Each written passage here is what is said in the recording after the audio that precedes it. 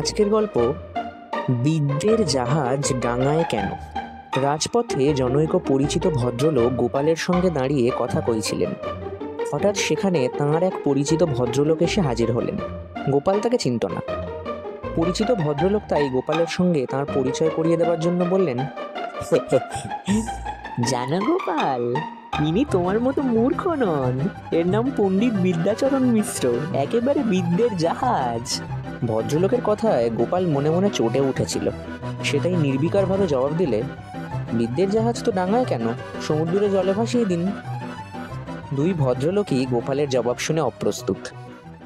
পরবর্তী গল্প, কি করে সূর্য দেখব।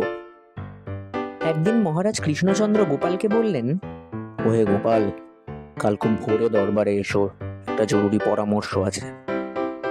গোপাল সম্মতি জানিয়ে বাড়ি ফিরে এলো।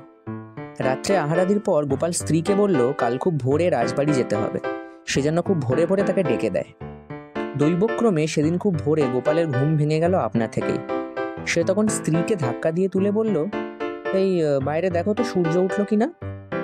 তার স্ত্রী চোখ ঘষতে ঘষতে বাইরে থেকে ঘুরে এসে জানালো যে চারিদিক অন্ধকার, তাই সূর্য সে দেখতে পায়নি। গোপাল বললে, আহা, অন্ধকারে যদি নাই দেখতে পাও, আলোটা জ্বেলে দেখলেই তো পারো। পরের গল্প, গোপালের মালা চন্দন পরা। রাজবাড়িতে উৎসব উপলক্ষে বহু জ্ঞানী গুণী লোকের সমাগম হয়েছে। রাজসভা বেশ জমজমাট। সভার সকলকে মালা চন্দন দেবার জন্য মেয়েরা মালা চন্দন নিয়ে সভায় উপস্থিত হলে মহারাজ কৃষ্ণচন্দ্র বললেন, কোন দিক থেকে মালা চন্দন শুরু করা যায়। গোপাল রাজসভায় তার নির্দিষ্ট আসনে বসেছিল।